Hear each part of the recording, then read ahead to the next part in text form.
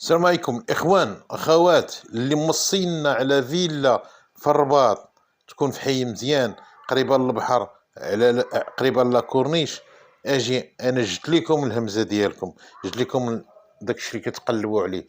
فيلا ما صغيره ما كبيره، متوسطه، فيها الشروط كاملين. مرحبا بكم معنا في حي لاكورنيش. حي لاكورنيش كاين في حي الفتح، مدينه الرباط، في العاصمة. هذا هو ريسبسيون ديالها. شفنا دابا الصالون البلدي، وهذا صالون رومي بالشيميني ديالها. هاد الفيلا هادي فيها 257 مترو، 257 مترو. عندها الأرضي، الطابق الأرضي، وعندها البروميير إيطاج، قريبة للبحر، قريبة لاكورنيش، قريبة للمدرسة الأمريكية. يعني جميع المرافق قرابين ليها. هانتوما كيما كتلاحظوا فيلا نقية مزيانة، موقع استراتيجي، جات في امباس العسا، يعني 24 سير 24، 24 ساعة على 24 ساعة. عندك الجردة جات في الشوكة، كالم، يعني الانسان اللي بغى يرتاح مرحبا به، يجي عند عقار الربيات. ادخل شوف الفيديو، والثمن ان شاء الله غيكون مناسب. ومرحبا بكم. الناس اللي عارفين الرباط وعارفين العقار ديال الرباط كيعرفوا الاثمنه ديال الرباط، ما نحتاجش نكذب عليهم ولا نقول لهم ثمن بحال مدن اخرى، مثلا بحال فاس ولا مكناس ولا وجده ولا مراكش. الرباط الثمن ديالو كيختلف على جميع المدن، بحكم المدينه صغيره ومحاصره بالبحر من جهه الغرب، ومن الوادي بورقراق من جهه ديال الشمال، ومن جهه ديال الجنوب كاينه مدينه تماره. يعني الارض قليله، ما كاينش الارض في الرباط. هذا علاش الأثمنة مجبرة باش تكون غالية.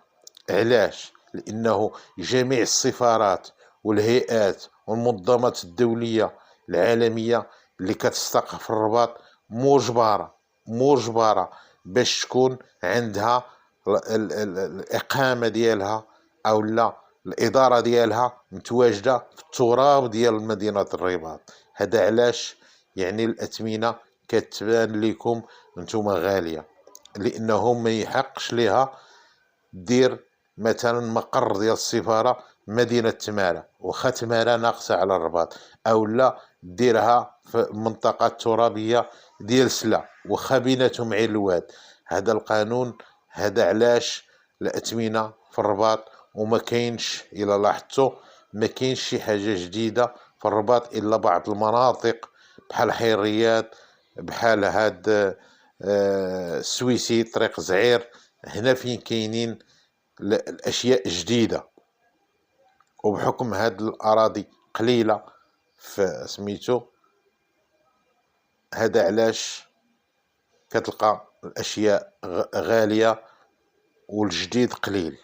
احنا دابا كنتواجدوا في الطابق الاول، فيه 3 البيوت النعاس، وفيها 2 الحمامات، وعندنا بيت في الجردة، وعندنا البير مشمشة دو فاساد كتطلع على البحر. اذا احنا جينا لكم هاد الحي لاكورنيش. حي لاكورنيش كيتواجد في منطقة قريبة للبحر، حدا المدرسة الأمريكية اللي كاينة في حي الفتح. منطقة ديال الفيلات، يعني سكنية 100%. ما كاينش الهرج، ما كاين صداع، ما كاينش بزاف د الحوايج اللي سلبيه غير موجوده في هذه المنطقه. يعني الناس والجيران ناس نقيين. الدار معتبره مزيانه، تعطات فيها 420، تعطات فيها 430. الناس كيطلبوا 450، 450 مليون اللي كيطلبوا. المساحه المبنيه بلا البيت اللي تبنى في الجردة، عندك 80 مترو في الريتشوسي و80 مترو في ليطاج. 3 البيوت النعاس وزائد بيت في الجردة هي 4 البيوت. عندنا 2 حمامات، وعندنا الريسيبسيون فيه 2 صالونات، واحد بلدي وواحد رومي، وعاد الكشينة، وعاد الحمام ديال الضياف. إذا حنا اليوم عقار ربيات جبت ليكم فيلا في منطقة راقية مزيانة، ما كبيرة ما صغيرة، فيلا نقية. اللي مهتم يتصل بنا، وما تنساوش الدعم ديالكم لعقار ربيات. تحياتي لكم جميع الناس المتتبعين لعقار ربيات، مغاربة وغير المغاربة، أجانب، عرب ماشي عرب، كاملين تحياتي لكم. وكنتمنى ما تنساوش تدعمونا باللايكات، واللي مازال ما تابوناش يحاول يتابونا، واللي شاف عنده شي صديق ولا شي واحد كيقلب على هاد الفيلا يبارطاجيها معاه، لانه فيلا جات في منطقة راقية ممتازة. وتحياتي لكم.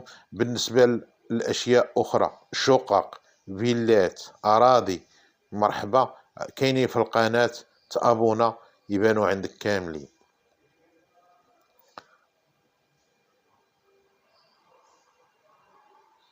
حنا دابا مازلنا في الطابق يعني الطابق الأول، فيه 3 البيوت النعاس. هذا الحمام داخل لابارتمون دي بارو، يعني سويت بارونطال بالحمام ديالو.